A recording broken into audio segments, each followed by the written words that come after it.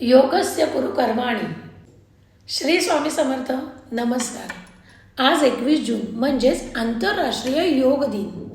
पण तुम्हाला माहिती आहे का की 21 जून हीच तारीख योग दिनासाठी का निवडली गेली आणि ज्योतिषशास्त्राचा याच्याशी नेमका काय संबंध आहे?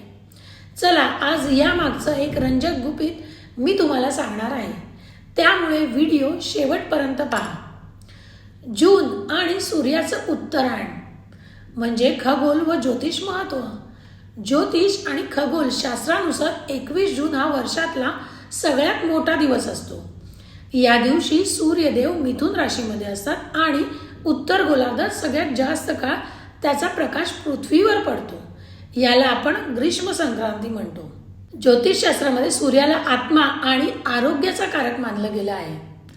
21 जून नंतर सूर्य दक्षिणेकडे झुकू लागतो. हा काळ संक्रमण काळ असतो, ज्यामध्ये शरीराची प्रतिकारशक्ती उत्तम ठेवण्यासाठी योगाभ्यास करणं अत्यंत गरजेचं मानलं गेलं आहे. कुंडलीतील ग्रह आणि योग साधना हे जर आपण पाहिलं तर आता आपण त्यावर बोलूया की ज्योतिष आणि योगाचा डायरेक्ट काय संबंध आहे. आता बोलूया ज्योतिष आणि योगाच्या डायरेक्ट कनेक्शन बद्दल. तुमच्या कुंडलीतील नवग्रह संतुलित करण्यासाठी योग साधना कशी मदत करते पहा. सूर्य आत्मविश्वास व आरोग्य यासाठी आपण बघतो. रोज सकाळी उठून सूर्य नमस्कार घातल्याने कुंडलीतील सूर्य बलवान होतो, तेज आणि प्रसिद्धी मिळते. चंद्र म्हणजे मन आणि भावना. जर मन अशांत असेल तर प्राणायाम आणि ध्यान मेडिटेशन केल्याने चंद्रग्रहाचे शुभ फळ मिळतात आणि मानसिक शांतता लाभते. मंगळ आणि शनी म्हणजेच ऊर्जा व शिस्त आहे. कठीण आसन केल्याने शरीरातील ऊर्जा म्हणजे मंगळ चॅनलाइज होते आणि योगामध्ये ठेवायची सातत्यता म्हणजे शिस्त आली म्हणजे शनिदेव आले, मग त्यावेळेस शनिदेव मजबूत होतात.